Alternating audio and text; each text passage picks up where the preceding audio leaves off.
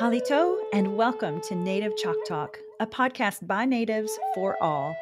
Here we're keeping our Native ancestors' stories and history alive while also sharing with you our Native cultures, traditions, and more. I'm Rachel Youngman, a Choctaw originally from Anadarko, Oklahoma. I hope you'll enjoy this journey with me as we learn from our Native American guests. And stay tuned for the end of each episode where we'll talk about some great ways to support Native causes and or Native-owned businesses. Let's get started. But first, a word from our sponsor.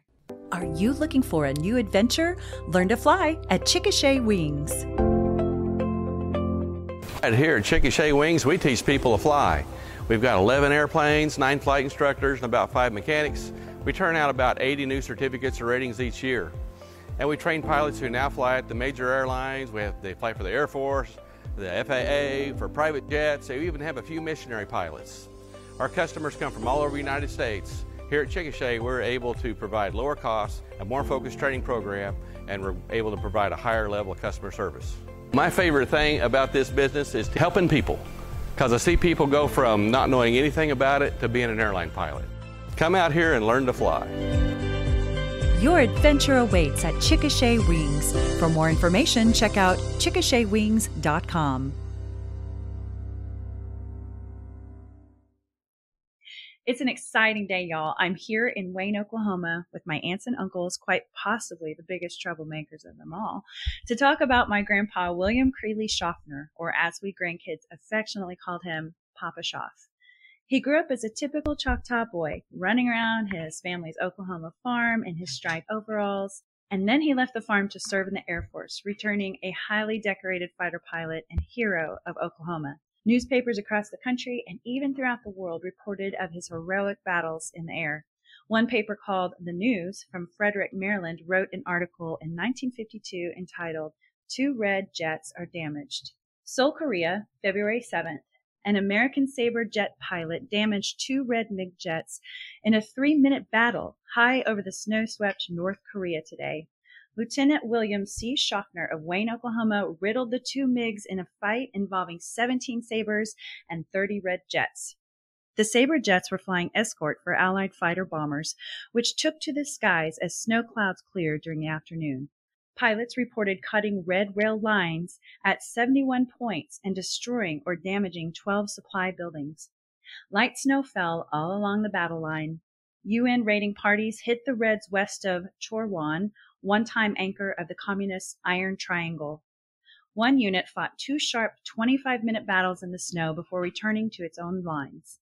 The other reached its objective on high ground without trouble and returned while snow still was falling. Red infantrymen made 3 small early morning probes of UN positions in the center and extreme east of the battlefront, but pulled back under fire. This air warrior may have had a tough exterior, but number one in his life was always his family. And so he and his wife Elwanda had 5 children and a whole slew of grandkids. My aunts and uncles aren't your typical flavor of relative that you just drop in to say hello to over the holidays. These 4 Okies spent a lot of time with us. They once tied a sled to the back of a pickup truck, and someone sat in the sled as they pulled the rider through the pasture at high speed. The best part was when what we call pasture pudding, if you get my drift, flew up into the faces of the riders. Good times. They still go hay bale jumping with us, even nowadays with our kids who are grown. They'd also take us out late at night into the dark pastures of McLean County to shoot armadillos, snakes, and turtles for population control and to protect the cattle, of course. One time my sister Skylar said she wanted a raccoon, so my Uncle Mark went and got his niece a raccoon. Turns out the captured raccoon was a mean one though, so he couldn't give it to her. But whatever my sisters and I needed, they were there for us. My grandpa Papa Schaff's land, where we've grown up and played on together with our loving and crazy family, is more than just a cattle ranch. It's our family's Indian land allotments that have passed down through my family, from my great-grandmother, full-blood Choctaw, who was sold to a white guardian at age 3, where once she was taken advantage of for her land, she and our family succeeded in keeping the land, and family members have raised cattle for many decades. And we've all bonded over many shooting practices out in these beautiful yellow fields with the Oklahoma red dirt ponds. I know our ancestors are looking down and smiling as they see us connecting and spending time together. None of us are perfect. Mistakes have been made. Some have argued. Some have had to make up. But we've always supported and loved each other through happy times, illnesses, divorces, babies being born, and more. This die-hard bond is here to stay, just like my Papa Schaaf wanted it. And today, I'd like to honor him by introducing you, my dear listeners, to my beautiful family, these aunts and uncles who have loved me and my sisters through thick and thin, and who have made their daddy proud by keeping this landed family afloat, even long after he passed. Yakoki for joining me today, family. Feel free to share your name and a little bit about yourself. Bill, why don't you start us off? I'm Bill Schaffner, and I'm the elder of the group. The best, of course. And, I don't know about that. We may need to discuss. I thought they waited till the last. This is off to a great start. Anyway, I have worked for 50 years at Hillcrest Hospital in Tulsa, Oklahoma. I was in the Army and served in Korea, served on a rifle team. I was an expert rifleman and trained for various duties that I would have to do. All right. And Annette? I'm Annette. I'm a school teacher. Have been for more years than I'd like to really talk about right now. I love it. I live on the farm in Mom and Dad's house right now, and I love all the old rusty junk that's been around for 100 years, and have some very strange looking lamps and things around. Yeah, I love you walk into Annette's house and you see our treasures from the family land and all these things that she's taken and made a lamp out of it. Or I'm amazed at the things you make out of it. Yeah, yeah. Do you work on commission or can somebody? I can't guarantee anything. And they'd have to bring you old junk from their family farm. Right, because they don't cool, get right? mine. No. Right. No, definitely don't share our junk because it's good stuff. All right, and Sandy.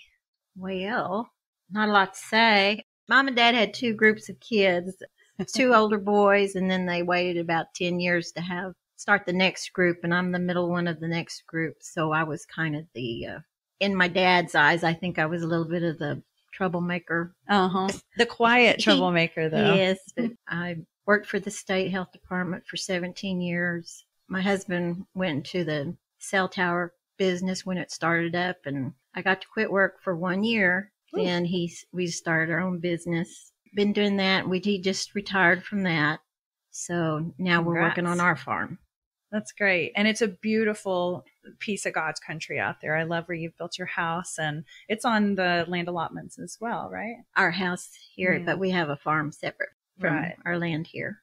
That's great. Well, and something that I've really loved is our family gatherings. We either go to the house where all of y'all grew up, or we go over to your house, which is just down the road. It's not that far. And then, of course, great grandmother's house, which was built by the Choctaw Nation. That's also still in our possession. And whoever needs the house, they use it at that time. My nephew may be moving into it soon. And so there's all these little places where you're loved and the family can come together and have these great parties. Mm-hmm. Okay. Last but not least, Mark.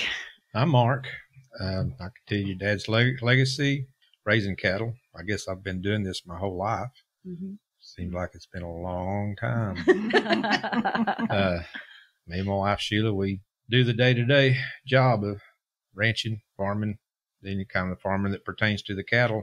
And we feel like we've, over many, many years of selective culling, got some really good cattle now. That's right. Gentle. They more like puppy dogs now.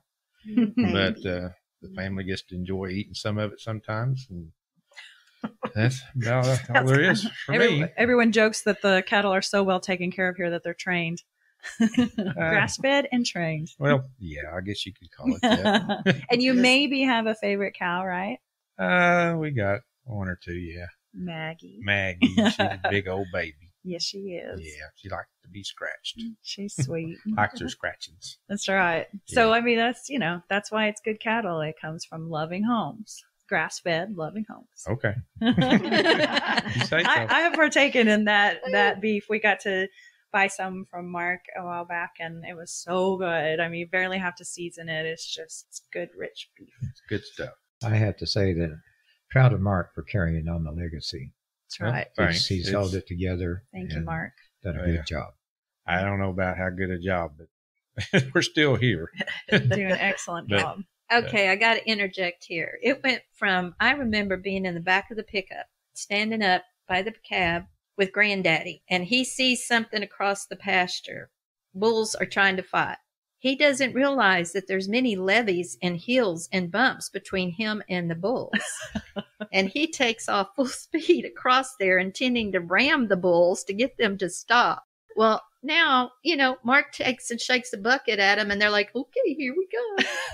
So we've kind of worked hard and come a long way. That's right. I finally got them the way I want them. Well, we appreciate it. I think all of us have something to offer the family. I mean, gosh, the cell towers that Rudy has put up over the years is really like, we can thank them for having good coverage, especially in places like South Texas, North Dakota, South Carolina, California. Well, there's so much to uncover when we talk about my Papa Schaff. So let's start with his early life. William Creeley Schaffner Jr., also called Schaff or WC, was the only child born to W.C. Schaffner Sr. and Ella Davis Schaffner in Sulphur, Oklahoma, on February 23, 1923. His dad was part Choctaw, and his mom was full-blood Choctaw. So tell me a little something about Papa Schaff's dad, Annette. He would be my grandpa, my granddaddy, and your great-grandpa. He grew up with a brother and 2 sisters, and I do believe they were extremely ornery. I get that feeling. Oh. They were dangerous when they were playing canasta together and dominoes. Mom would have us leave the house while they were playing dominoes. It was pretty rowdy. Anyway, he served in the Navy, and he also spent some time working on an oil rig where somehow or other, that's where his arm got caught in something. And so, like, the whole time I knew him, he didn't have a hold arm. It was amputated just below his elbow and stuff. So it never slowed him down at all. He could do things. He could tie a better fish hook on than any of us. Anyway, he also, I think he was very innovative. He didn't start out farming on the land. It was something he talked to grandmother about that he really wanted to do. And she said, whatever you want, Creeley. And so that's how they came to be on the land here. And it amazes me. He had workhorses and things that he was creating levees and stuff and straightening the creeks out and all those kinds of things. And he was really kind of innovative. It was before they had lights on their equipment, but he took a battery from something and made a light so that he could do some of the farming at night.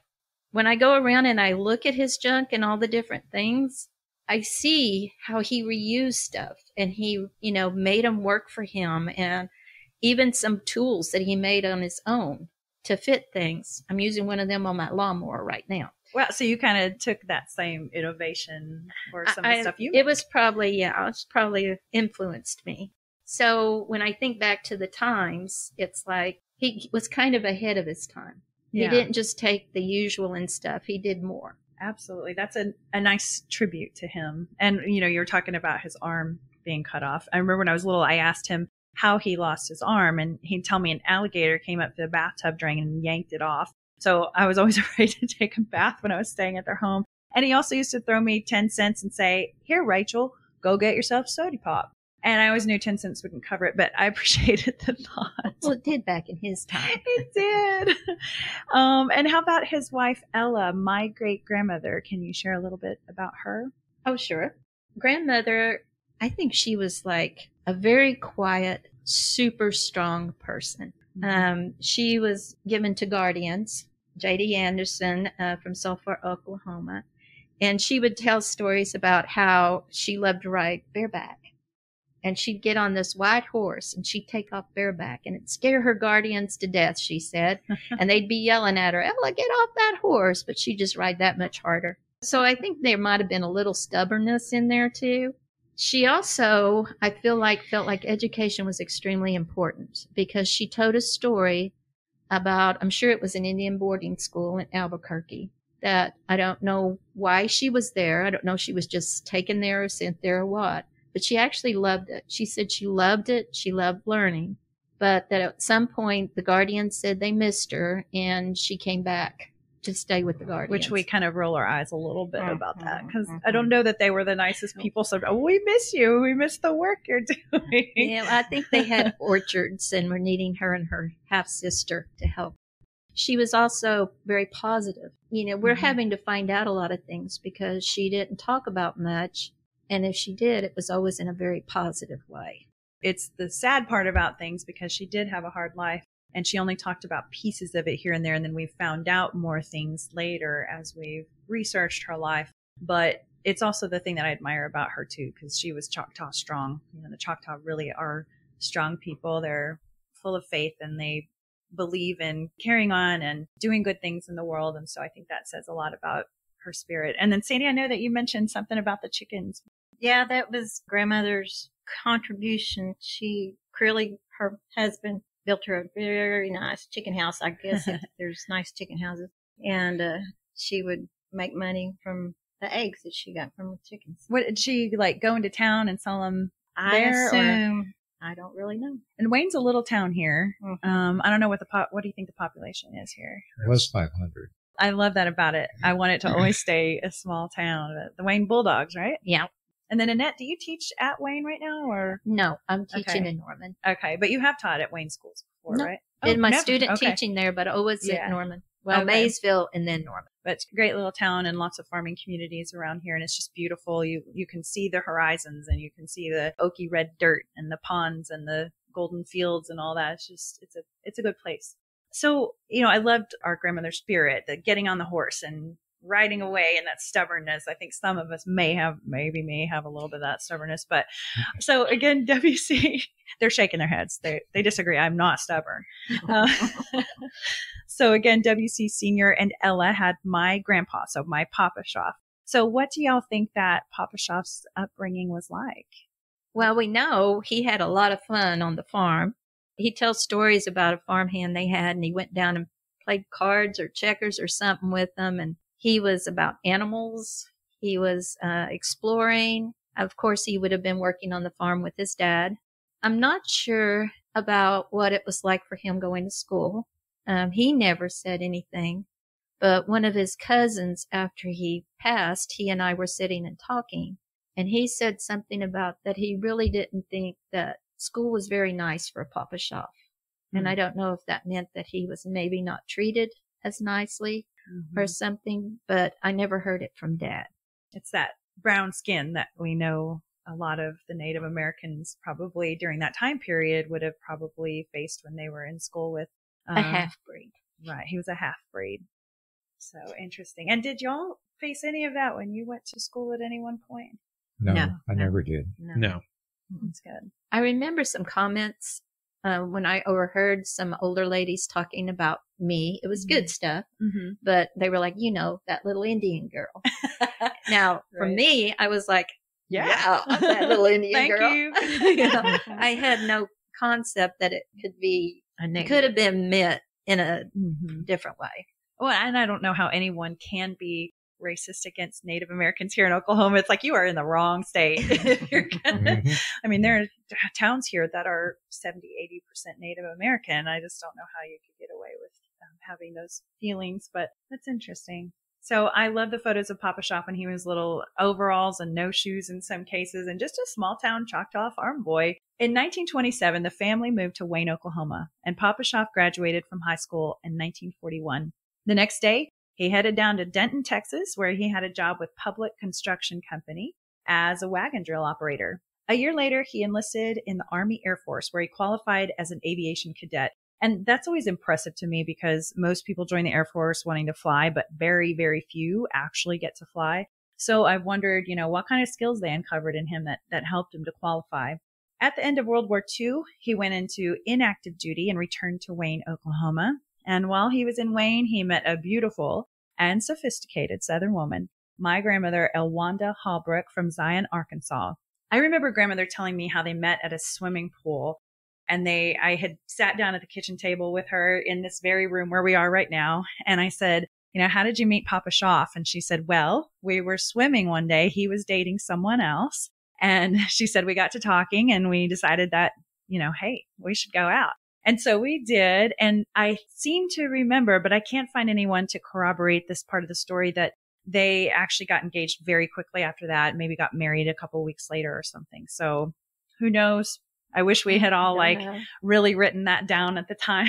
But And so, as beautiful as grandmother was, Papa Schaff was equally handsome with his dark skin, black eyes, and strong confidence. Education was very important to my grandmother, and she went to the University of Oklahoma. Go Sooners. Annette, do you know if she received her degree? She was actually one semester short. She withdrew, I think, after the fall semester. It had something, I think she told me it had something to do with the war and stuff going on, and professors were being called to duty or something. She was talking about there just weren't real professors there. It was kind of students teaching students. And I'm guessing there were things going on that were more important to her than going on. Yeah. And even then, even though she didn't obtain her degree, I think it's impressive that in a time when a lot of women didn't even go to college, and even in Oklahoma, especially, I feel like a lot of women were not going to college, and yet she went. And again, her family really did believe in education. I think that passed down to all of us as well.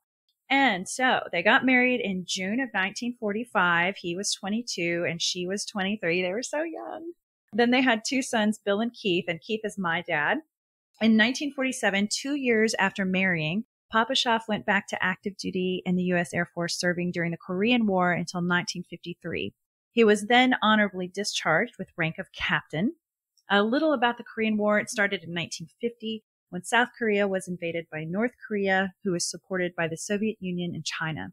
The United States stepped in to try to help South Korea fight communism.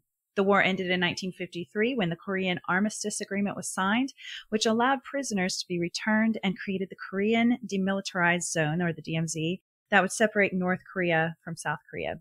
Something interesting that my friend Doug told me was that by 1952, the ground war had become mainly concentrated around the 28th parallel. That would mean the air battles were located far north of friendly ground forces. Not a good location for a pilot to be if they're forced down. So in February of 1952, the Ada Weekly News wrote about my Papa Schaff, talking about his battle with the two red MiG jets, saying, "The first MiG he tackled was belching puffs of smoke as it crossed the Yalu into the safety of Manchuria. He fired at another until his ammunition was exhausted. Schaffner said the MiG was hit in several places, but it would not go down. Needless to say, my Papa Schaff was one cool and brave dude, and he loved his country and being in the Air Force." So where do y'all think Papa Schaff developed his passion to fly? Well, I don't know that he had it. What I heard is that he was working for Uncle Otto down in Texas, and the grandmother sent him some kind of letter or something with information about the Air Force and told him he ought to go do that. Yeah. But once he did it, he was all about flying. Wow. She knew her son. I never even really thought about that. She looked at him and was like, this would be a great path for you, son. And then, Sandy, I know that there was something about he had told Caleb that it's better to be in the air than on the ground or something like that, your son Caleb. Oh, that all the boys, he wanted them to learn to fly or something like that, so that he thought they'd be safer in the air than on the battlefield. So not something you typically hear a grandpa say to their kids. No. Well, and as we go along, I think our listeners will really get the passion that Papa Schaff really had for flying. It was everything to him, as much as his family was as well. So I remember hearing someone say at some point that his mother didn't want him to enlist. So that kind of contradicts what you were saying, Annette. So did anyone else hear that also, or did that have to do with a different part of his time in the service? Yeah, it's mostly the time in his service. He enlisted at the end of World War II. And so he came home safe, and he was working to start the farm and everything. And grandmother wanted him to keep working on the farm. And then when the Korean War came on, well, that was going to a real war. And I think it worried her so much that she didn't want him to go because he might not come back. And I think that was the thing about not wanting him to go, just afraid that he wouldn't return. It's interesting how she kind of flip-flopped once it came down to the seriousness of the situation. And then, Mark, I know that there were letters that were being written from... Yes, grandmother, there was times she would talk to me about it and said that his commanders would send them letters and kind of filling them in on how he was doing and what they were thinking that he was capable of, and they were going to put him in fighter school. Wow. And they did, and I guess evidently he did well. And whenever he re-enlisted and went to Korea, they would send letters because they told him, said, whatever you tell him, if you write letters, everything at home is great. Everything is just fine and everything's going great, because if they were to tell him something that would worry him, it could get him killed, because he needed his mind to be clear for what he was going to be doing. And everything is great. Even if everything's not great, everything's great. Everything's fine. Everything's fine. And, That's right. Yeah. Kind of gives you a little taste of the innards of what was going on over there. Yeah. Yeah. Just make sure everybody's happy. Yeah. I remember one time, I think Granddad was in the hospital with pneumonia or something like that. And they didn't know Dad had come in on leave. Oh. And he went to see him in the hospital. And I think the doctor that probably brought all of us into the world, Dr. Bill. Oh, yeah. Dr. Bill. He was in the room, and Dad came walking in and he said, well, I think you're going to be just fine now. Your medicine just got here. Oh, I didn't know that story. That's so cool. Yeah. And I bet it was good medicine. He probably got all better after that. Yeah, I think he did. And where all was he stationed during World War II and the Korean War? Do y'all know? We know some. Not 100%, but Yeah. Albuquerque, Georgia, Texas, And Hawaii, Pennsylvania. and somewhere in Korea, because we've got movies. And Uncle Bill, actually, you pulled out a map for us to look at just a little bit ago to where we could see the demilitarized zone and North Korea versus South Korea and the places that people were stationed in North Korea. Yeah, at the time of the war, he actually flew many flights over deep into North Korean areas, destroying railroads and trains and strafing other airfields and things like that. But he really did a lot of work up in North Korea, way up north in there. He flew 100 missions. Yeah, Wow. 100 missions. And he was stationed in South Korea, and then he'd fly up to North Korea? Okay. Yes, yes. That was the station, I think, was close to what's now the demilitarized zone, just a little north and west of Seoul, Korea. Well, he flew, when he first went over there, he flew F-80 Shooting Star jets, and they began fighting with those, but then the newer and better, the F-86 Sabre came over there, and it was a lot faster and more maneuverable. The Shooting Stars could just go to about 500 miles an hour, but the Sabre jet could go up to 650 miles an hour, and it could break the sound barrier of 770 miles an hour. Wow. And it's just a lot more maneuverable, and they could carry more weapons underneath the wings, bombing and rockets, and then, of course, the 50-millimeter cannons that they used. It was a plus for them to be getting that jet, and it really helped win the war. No wonder he loved flying so much. Can you imagine he was going that fast in the... Well, he was in a really neat time during, the Air Force. He made the transition from prop propelled to jet propelled. Right. And he always said, man, the hardest thing to get used to is that speed, because it basically doubled, twice as fast as what they were used to flying. He said, man, it's hard to get used to that speed. Yeah, he must have been just, for lack of a better term, flying high. Yeah. So I had the pleasure of visiting the Air Force Museum in Ohio with my husband and nephew, and got to see the kind of plane that you were talking about, Uncle Bill, the F-86 that he flew, and it's very impressive. My grandmother and Papa Schaff were very sociable people, especially with family. Papa Schaff bought an old Super 8 type camera to video his family and loved showing his films to guests in their home. My aunts and uncles were kind enough to trust me with multiple tins full of family memories, and I sent them off to have them digitized. I was sweating bullets, hoping they wouldn't lose or break them, but all turned out well. Something especially interesting among all the family footage was in a couple of tins was film from his time in the Air Force. Within was actual footage of his being in the air in his F-86 Sabre, firing and being fired upon by the enemy. A retired Air Force friend of mine assessed the film because we found it hard to comprehend what was going on in the footage, and my friend was blown away at what he was actually seeing in front of him. And so we were really excited that we had that footage in our possession. In addition to the wartime film, we also got to experience his walking through the camp where he was stationed and riding through the town in a vehicle. So check out Native Chalk Talk's Facebook page where I'll post that footage. Bill, why don't you do the honors of sharing about his well-earned medals? Yes, during his service, he received World War II Victory Medal, Korean Service Medal, the United Nations Service Medal, Air Medal, American Campaign Medal, National Defense Service Medal, and Distinguished Cross. Thank you. I mean, when you're reading that, it just makes me so proud. According to Wikipedia, the Distinguished Flying Cross is a medal that was, quote, awarded to any persons who, after April 6, 1917, distinguished themselves by single acts of heroism or extraordinary achievement while participating in aerial flight. Both heroism and extraordinary achievement are entirely distinctive, involving operations that are not routine. I wish he were here so we could thank him for his service. As mentioned before, this brown-skinned Choctaw returned back home as a hero. Can you imagine his mother was a slave and his grandmother suffered a difficult life with multiple husbands who abused her, one of the husbands being a man who killed several white men and spent a good deal of time in prison. Eventually, he was pardoned by President Grover Cleveland.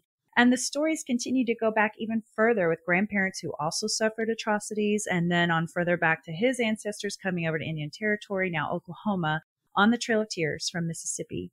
And here, he made a name for himself as a well-respected and highly decorated Choctaw fighter pilot. I can only imagine how proud his mother must have been. Life after the Air Force entailed my Papa Schaff working on the family farm with his father and eventually growing cattle on his family's Indian land allotments. I've never seen a man work harder. He and my grandmother also added 3 more children to the mix, Annette, Sandra, and Mark. Papa Schaff was also elected to county commissioner for several terms in District 1 and McLean County, and served others as a 32nd degree Mason, as well as served on the Wayne School Board. And yet there is still so much to tell about this stoic and heroic man, because you see, we knew an additional thing or two about this fighter pilot. He was a bit ornery, and he also took a few liberties when it came to flying after the war as a civilian. Papa Schaff owned a plane, a Cessna 206, and he didn't hesitate to enjoy life to the fullest. Mark, why don't you tell us about his living his life maybe a little too much to the fullest? Well, most of what I know has been told to me by what I call the old timers. Most of them are gone now. But they would tell about times when he would come in on leave and they would loan him a plane. He would basically buzz the town of Wayne to get everybody out, and he would give them an air show. These old timers, they would tell me, and when they told me, they started talking real quiet. Yeah, he would give us a show, but if they found out about it, they'd have kicked him out of the Air Force. So we never told anybody. Was that in his Cessna, or was it in something else? No, that would have been a loaner from the Air Force, I believe. Okay, so he had a jet. A loner. This is all hearsay. We don't know for sure. We can neither confirm nor deny. Oh, well, Mark, what was that about Main Street? Oh, they told me one time, said there's little old ladies used to sit on the bench there on Main Street of Wayne. They would dip in their snuff.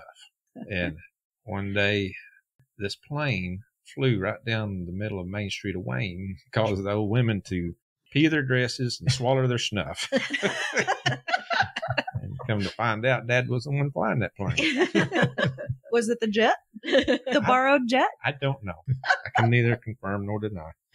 Can you also neither confirm nor deny something that happened in Lexington, Oklahoma? Oh. Would it involve a bridge or a cow? Which one? I believe. Let's start with the bridge. There's 2 of them. Let's start with the bridge. Lexington Bridge, and it was in probably in one of his tail draggers that he had first began flying once he came home.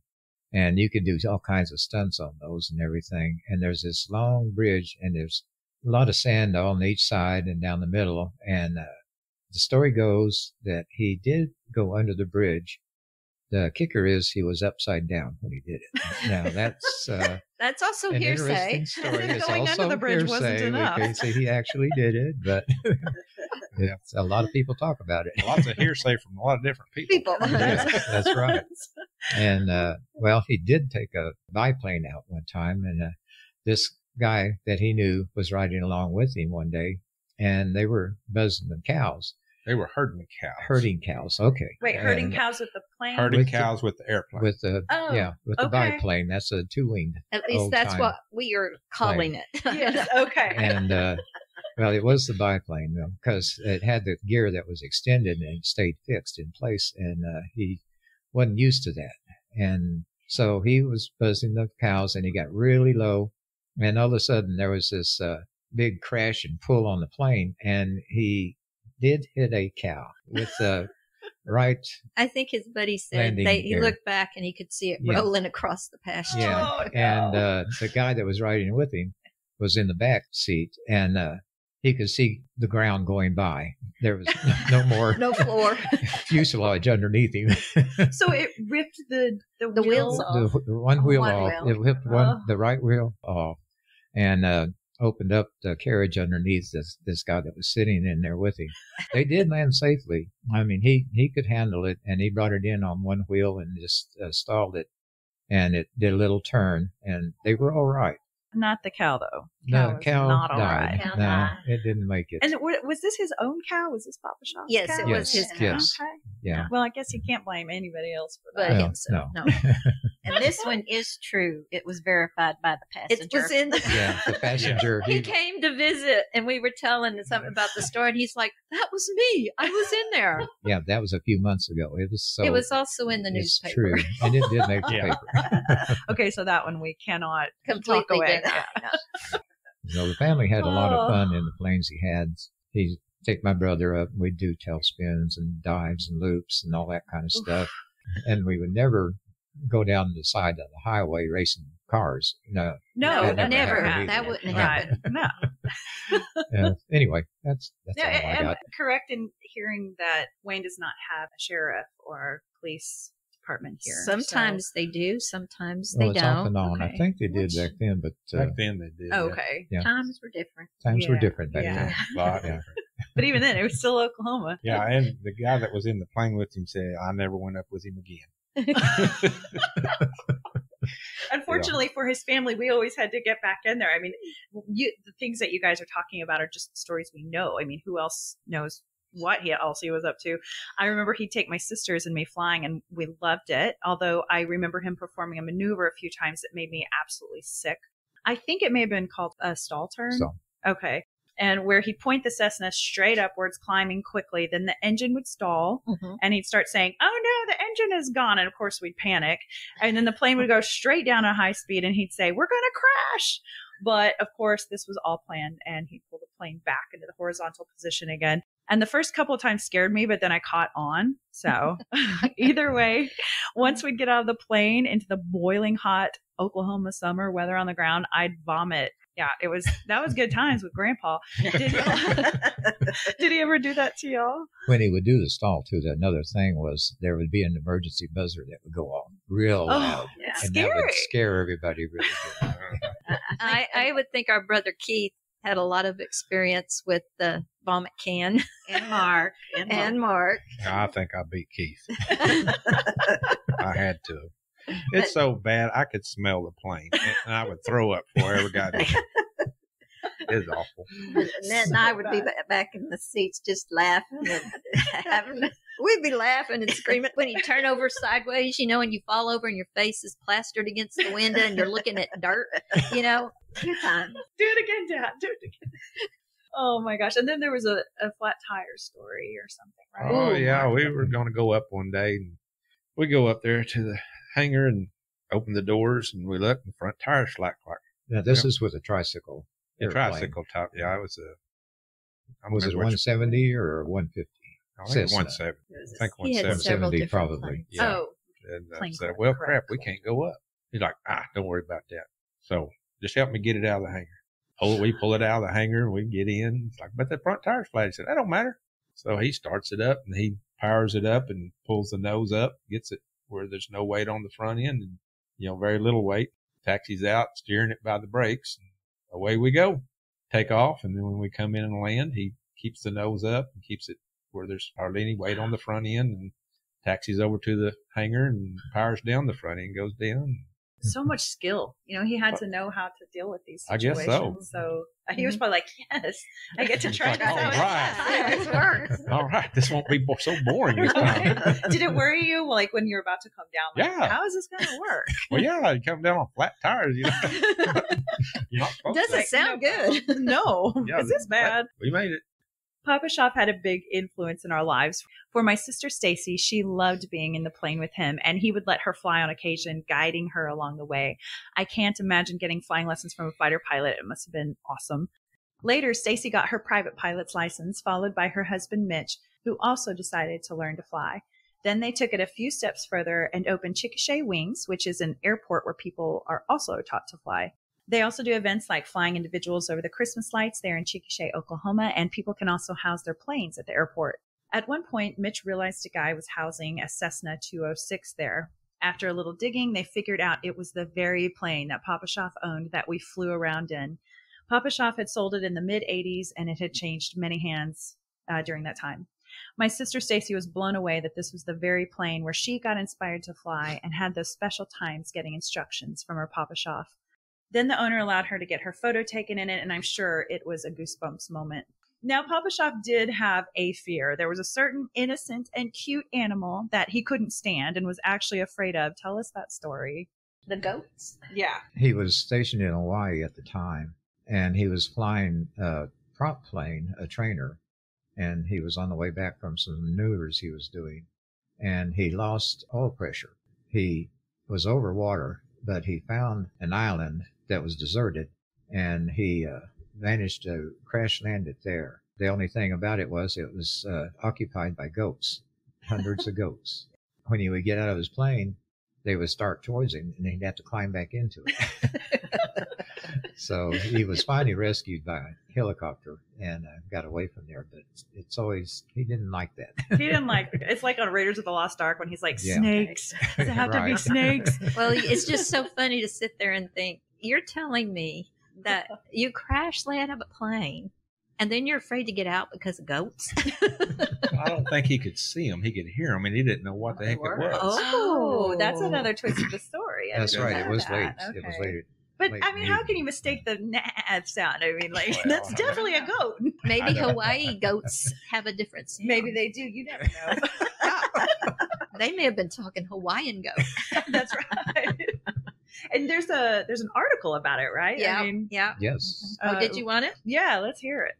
It says the piloting skill and a little luck brought a McLean County Army pilot safely through a crash landing experience on a little uninhabited island in the Hawaiian group.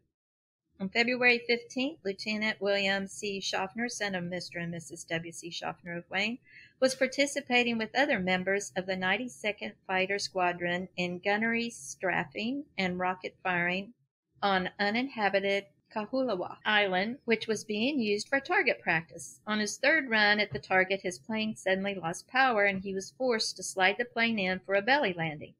Although his plane was damaged considerably, Schaffner was unhurt. 3 hours later, he was rescued by a Navy helicopter pilot and returned to his base at Wheeler Field near Honolulu, none the worse for his experience.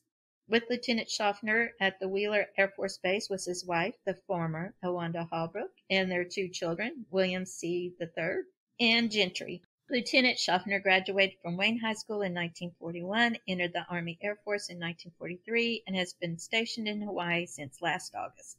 Notice that they didn't ask him about the goats. There was no mention. No by mention him I don't about know the if goats. I don't know if he told them about the goats. I don't think he would. They did say uninhabited That may have been a island, family but seat This that is the we've other shared. side of the story. That's awesome. I love that story. And the fact that, like you said, fighter pilot, afraid of goats. All right. So, Annette, this is your chance to tattle on your brothers. Papa Schaff had a barn project where he wanted to replace the roof. And what did your helpful brothers do? Well, I think actually they were getting ready to go to Arkansas where my mom's family lived. And they had heard Dad talking about needing a new roof on the grain barn or silo or whatever it was. Anyway, while they were getting things ready to go to Arkansas, apparently my brothers decided to take the old roof off for him. So nice. It was so helpful. I do think that it involved maybe some harsh words from my dad because I think they may have ran away to their grandmother and granddaddies. Good job, Uncle Bill. Yes. I blanked that whole episode out. I don't remember it. It's gone. Oh my goodness. There And then was- I can't imagine they had to go to Okay. Arkansas though, knowing Well, that Bill and Keith were so close together. I think what one didn't think of, the other one did because I don't know. Maybe. Yeah, I'm pretty sure I they don't know. kept Keith, Mom he was busy. a troublemaker. I don't know. Oh, sure. The younger brother was the troublemaker, Of I'm course. sure. Actually, honestly, that probably is true. Well, even grandmother and granddaddy were pretty aware of the two of them because grandmother was telling me how anytime it got quiet when the boys were visiting, she'd say, "Boys, what are you doing?" And Bill every time would go, "Oh, we're just doing what we're doing." And she knew to go check. It's probably the sign to go check on him. Yes, I've been washing Keith's hair in the toilet or something. Yeah, no, that's what he did to us, the girls. Did that happen? He tried. And he's not here They to would just defend himself, so go for it. No, they never seriously flushed our heads. They just turned out the lights in the little bathroom that was completely dark and held us upside down over the toilet and flushed. That Right, sounds a lot Bill? like I don't putting your remember head that. down the toilet. I'm having a senior moment about that. Exactly. That's Lots another of- blocked out story. Lots of selective memory That's going on right. here. We loved our sisters. Yes. What is the age difference between, say, Bill and Ned? 10 years between Bill and I, Okay. and then Yeah. 15 years between Bill and Mark. Oh, wow. All right. Well, I remember always being in awe of Papa Shaw for the healthy respect for him, but he was always such a big softy, too, especially as he aged. He bought us grandkids a little jalopy car for us to drive around in, and we loved it. And he set up one of his cow troughs in the yard so we could swim in it. And we spent hours in that thing. I think at some point it got a leak and it would eventually drain out. We'd be like, "Can you put the hose back in?" He also bought us a trampoline and he'd get on it with us. Y'all remember the trampoline? Oh, yeah. Yep, that's our fighter pilot. And especially ornery thing he'd do, we cousins often got in the back of his pickup and we'd ride around the land together. A couple times we'd ride with the tailgate down and our legs were dangling down, and he'd back up to the pond and we'd be screaming because we knew he was trying to dump us in. But seriously though, he loved his family and he was never too prideful to hug us and ask us how we were doing. When I was in college, I came to see him, and my grandmother and I were talking about how we liked the army green color that was in style at the time. And he took me to his closet and brought out one of his green Air Force shirts and a pair of pants. And he said, "You can have these if you want." I was thrilled to take them. I wore the shirt quite a bit in college, and he was a small man, so I couldn't fit into the pants. But I'm really grateful that I still have them today. They mean the world to me. That land where we'd shoot guns and ride around in the pickup and on the sleds being pulled around is incredibly sentimental to all of us. It symbolizes our ancestors' survival and one of the only gains they received amongst all the pain. Today, Uncle Mark's cattle happily graze on that same land where my Papa Shaw raised the cattle. Mark, tell us more about a day in your life of taking care of the cows and, basically the same hard work that Papa Shaw did. Oh, it's just a regular old cattle operation. We raise cattle, cow-calf operation. Winter times when you take care of all your feed and have to keep the animals fed and looked after. Calving season is the most important. Get baby calves on the ground and going good. Yeah, this last winter was so cold too. You were out there Oof. breaking ice on the ponds Yeah, just about every day, I think. every day. I mean, luckily, this is the first time we've ever set the calving dates back as far as Wow. we did. We decided we were going to start calving the 1st of March instead of the 1st of January for heifers and the 1st of February for cows. And It's a good decided thing to you do did. them all March 1st, start calving March 1st. And you don't know how glad I was. Yeah, Oh, could yeah. have. And it's just dumb luck. I mean, been thinking about it for years, but just got lucky that we did it when we did. Yeah, could have lost a lot. We had 6 cows got bred early by neighbor's bull, and they had them right during that time. Luckily, we only lost a set of twins, and I think they were born dead. I think they were stillborn, but we were very fortunate. But there was a lot of people around us that weren't. They lost a bunch, lost a lot of calves. Wow. But the summertime is just hay time, putting up hay for the cattle, getting the ground ready for winter pasture. Fall, we're planting winter pasture, ready to do it all over again. Absolutely. It never ends, and you never get Cycle. caught up. How many acres of land is that your ranch is? We're owned and leased is around 1,800 altogether. A lot of responsibility. I'm sure you're Yeah, always having we to can't think keep ahead up with and- it. I mean, we really Yeah. can't keep up with it. It's hard to. Yeah. The weather doesn't cooperate. I most started of the saying time. Mother Nature is that unknown. Mother Nature's mean. Mhm. Yes, it is. Yeah, but that's kind of what we do. And in Oklahoma, it's mean. I mean, it's really hot. I'm here in July, of course, but it is really hot right now. And then it was 15 below this last winter here in Oklahoma, which was unusual, right? And that's why you talked about. Yeah, it's record low. It's never been that cold.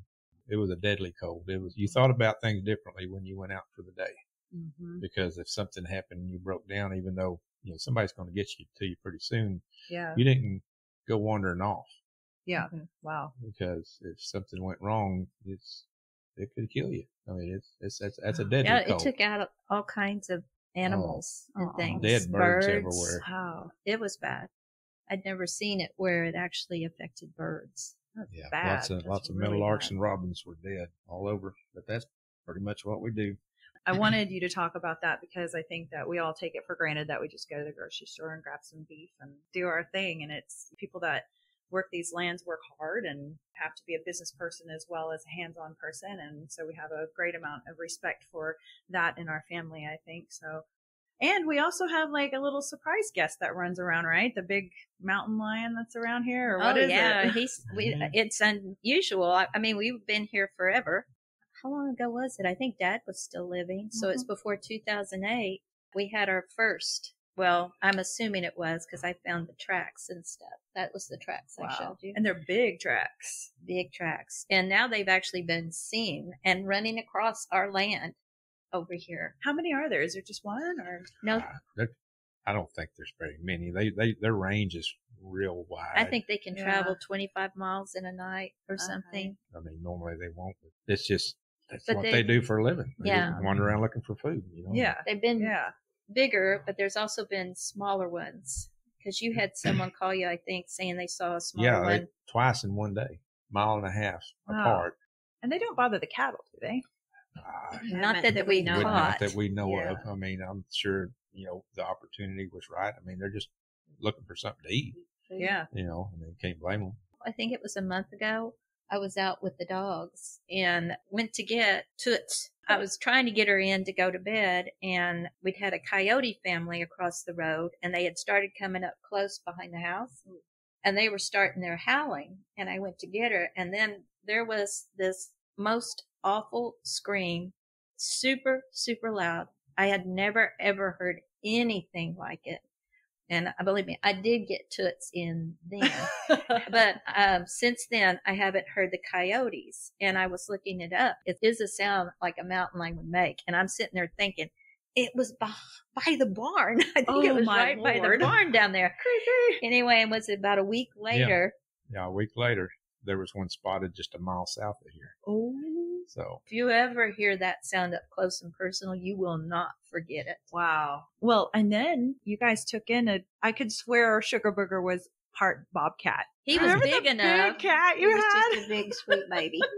He had that bobtail, and then Natural bobtail. his nose was huge, his paws were huge, and I loved him, but he was mean. And if you tried to sit in his rocking chair, he'd get mad. And he drank out of the toilet.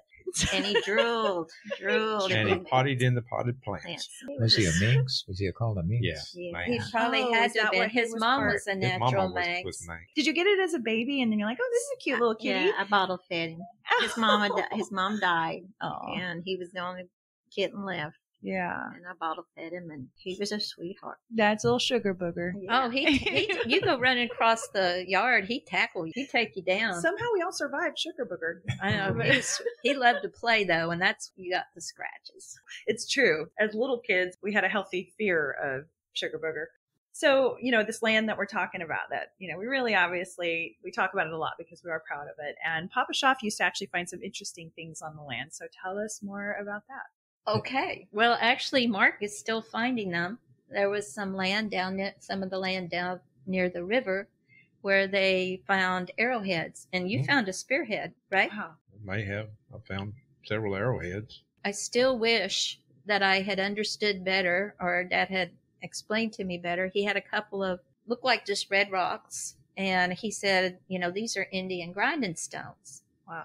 And I'm pretty sure he said, there was this other great big rock where they were, but I couldn't get it. And I kept thinking it was on this land, that it wasn't down on the river or somewhere else. But I wasn't sure about it. And he's like, you want these? And I was like, sure, I'll take them. So I went to OU to find out about them. And they said they were Indian grinding stones. And I was like, well, about how old would they be? And they're like, oh, they're not too old, maybe around 1,000 years. I was like, so cool. because you have your prehistoric natives that we don't have any written documentation of. Then the next time period is the historic. And during the historic is usually when the explorers started coming over. And also during that time, a lot of the natives started farming more and being more stationary instead of migrating and hunting everything. So that's why the stones were bigger. If they had been earlier, they would have been smaller. Wow, that's crazy. Only 1,000 years old. That's all. And they were the real thing. And I got to hold them in my hands earlier. That was really cool to think about. Wow, what happened with these grinding stones back in the day and who was down there? And we really appreciated a couple Christmases ago, y'all gathered up the many, many arrowheads that Papa Schaff had gathered, and probably Uncle Mark too. And all of us grandkids and great grandkids got to have those arrowheads to keep. And so that was a great Christmas gift. Well, and I don't know if granddaddy's, my dad's dad, sometimes told pretty big stories and stuff. But I believe we also have places on the land that were buffalo wallows. Oh, yeah. Cool. Several. Oh, yes, I've seen them. I saw them when I was young. You could tell where they wallowed. Yeah, they're still out there. Wow. You just need to know where to look. But and they've been kind of filled in. Yeah. They're Over not as time, deep. Over time, they're not used not like as that deep anymore. as they were. Yeah, but they're there. Yes, I saw them when I was real young. Well, Dad's friends took us for a flight in his single-man plane, and you could still kind of see where they were. Could y'all bring back buffalo on this land? I think it'd be really cool if you also would. We need a bigger fence. Yeah, I don't know if I want to mess with buffalo. They're mean. But you know they they I got are. big babies. Yeah, but you tamed the cows. You can tame a buffalo. Come on. I can't run as fast as I used to. And they're fast. Fast. Yeah. They're faster than regular cows. I bet they are. So as they say, all good things must come to an end. Papa Schaff lived an amazing and full life. He had developed prostate cancer at one point, and he was able to beat it. However, the second time around, he decided he had enjoyed a great life and decided not to fight it. As sad as that is, I feel it's also so him. He was brave, and he was ready to take on whatever life had for him. This is not going to be easy for any of us to talk about, I know, but Bill, he was a fighter pilot until the very end, right? Yes, he wasn't coherent anymore, but I would be beside his bed, and he would be flying his plane. He would be going through the motions and everything you would to turn a plane and to fly it and everything. So he was flying right up until the end. And another side thing is we have a friend that has an ultralight, and we had him fly up, and he dropped our father's ashes on his leg.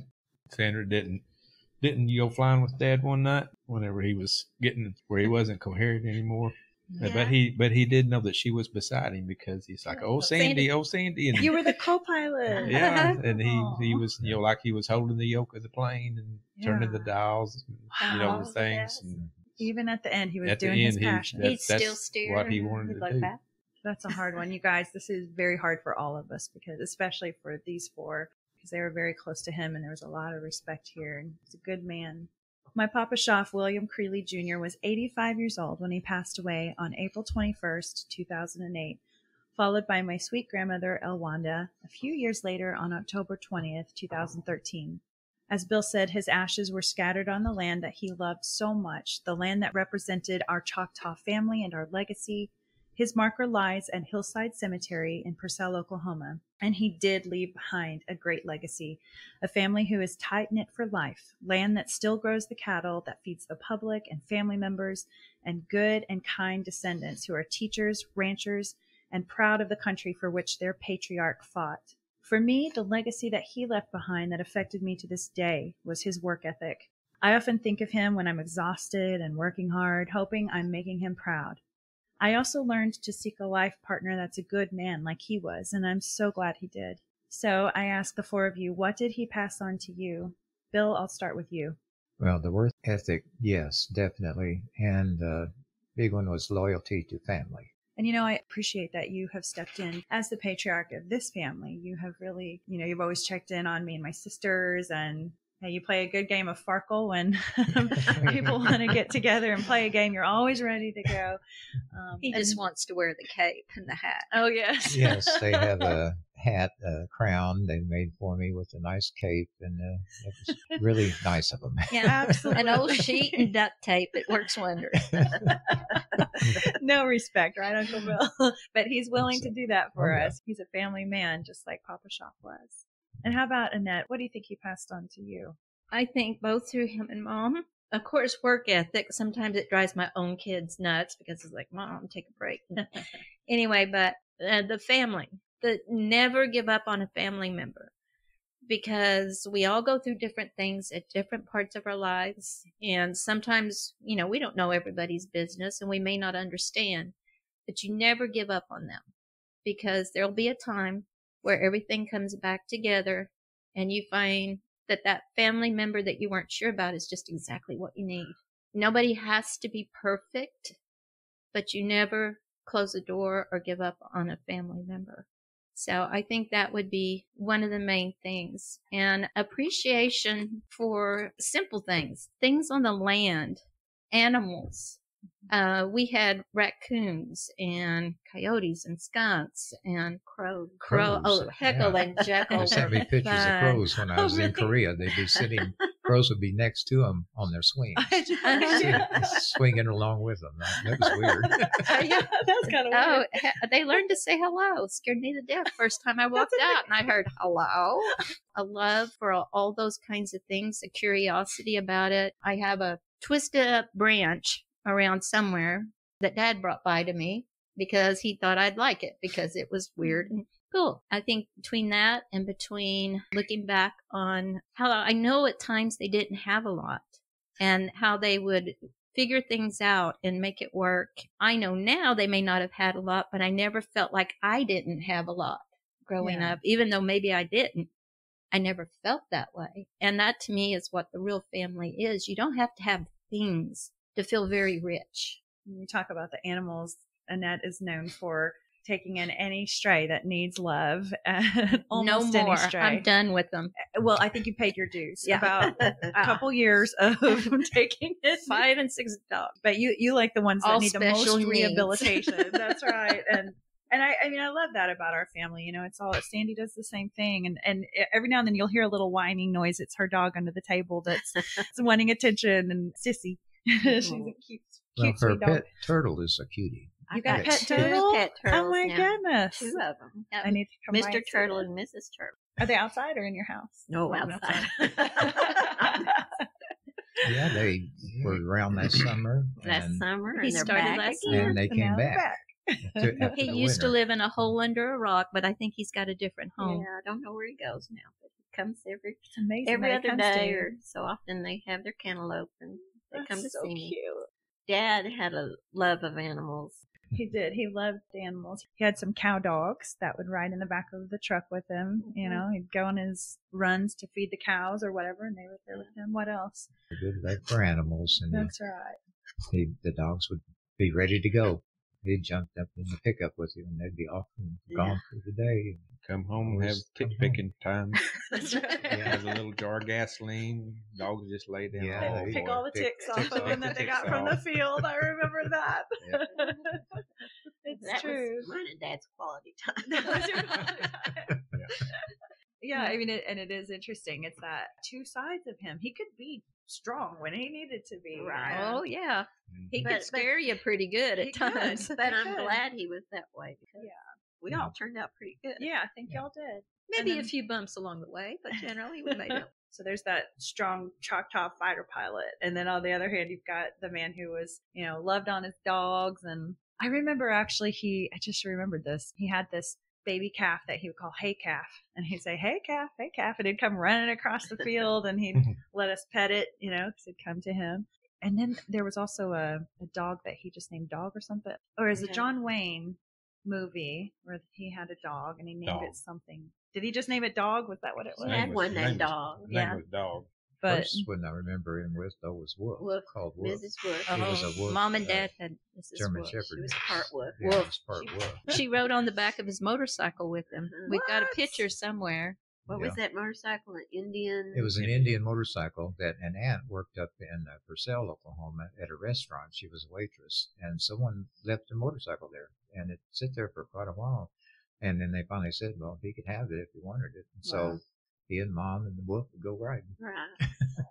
I didn't know that one either. Well, so Mark, you've had a lot of time to think about this too. What would you say that he passed on to you? You know, know when to be tough with your family. He always knew what his intentions were when he was doing it, and he was brave enough to do it. Yeah. Even though he knew he would see tears in your eyes, there was a reason. Always told me to be fair in business, because if you're not, you'll never live it down.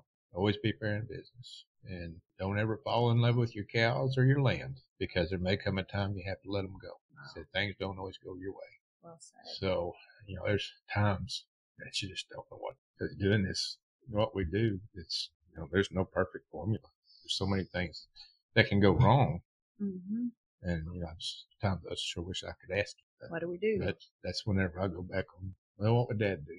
What would Grand do? Mm-hmm. That's whenever it kind of calms me, and I take time and I think about it. Instead of acting right away, I think about it, think about what they would do, try to reflect back on similar situations I went through with him, and he made the decision.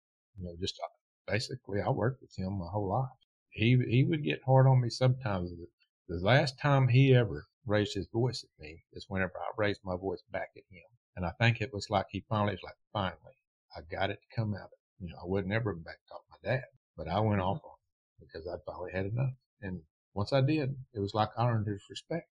You will speak up to anybody. You won't let somebody run over you, not even me. And I appreciate that. That's what I've always been so proud of Granddaddy, because he started around Dust Bowl time. And then for what he was able to do, and then what Dad was able to do, and then what Mark was able to do, because there's a lot of farmers and ranchers around here that had to give it up. This is Oklahoma. This is hard land. This is not easy land to tame.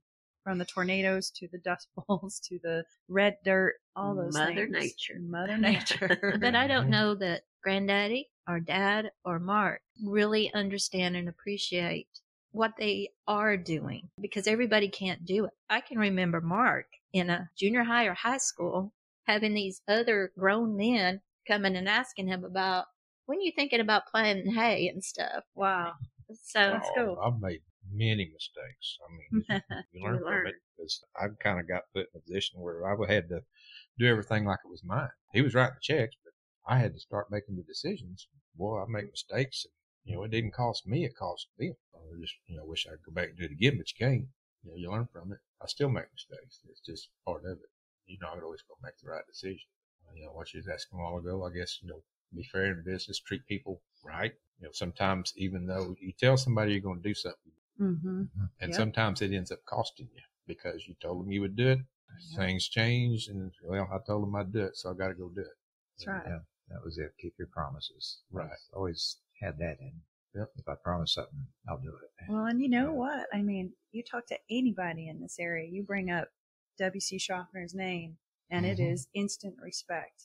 That was a good man, because they knew they could trust him in business and even in giving advice on farming or whatever the case. He was a good man, and he passed that to y'all, and that's why I'm glad to be your niece. It makes us all proud.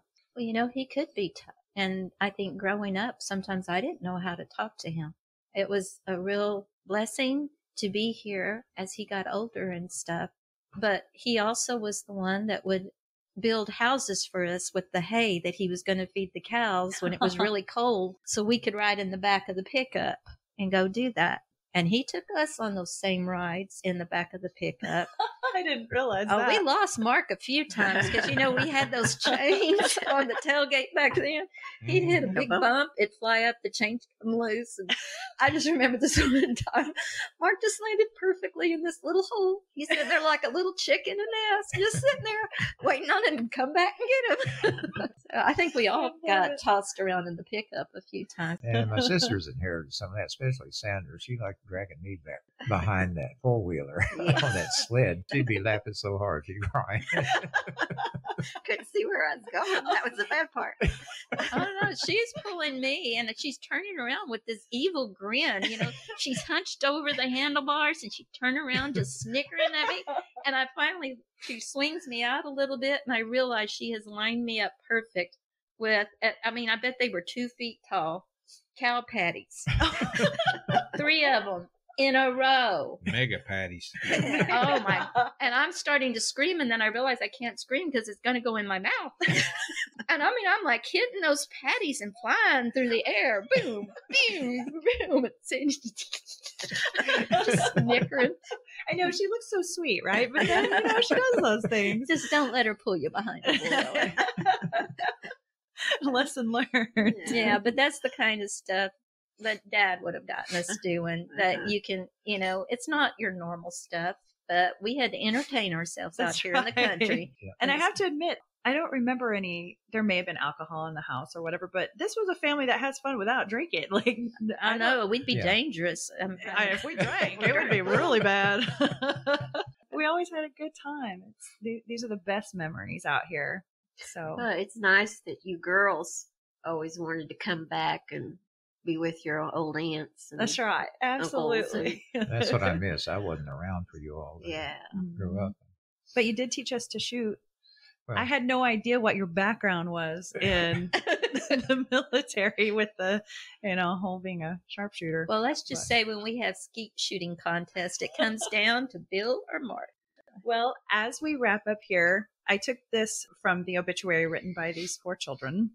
As a father and husband, we saw a man with a strong sense of duty, patriotism, and love of family. His strong work ethic was evident as he continued to work the farm as much as possible, never retiring. We're proud he was our dad, and we'll miss him. And we do miss you, Papa Schaff. Thank you for everything you did for us and taught us. You will never be forgotten. And thank you, listeners, for helping us to honor this great Choctaw man, Yakoki. The Choctaw Nation has always provided a foundation upon which a future can be built.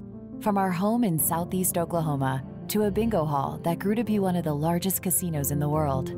Today's summer school programs lay the groundwork for a love of learning.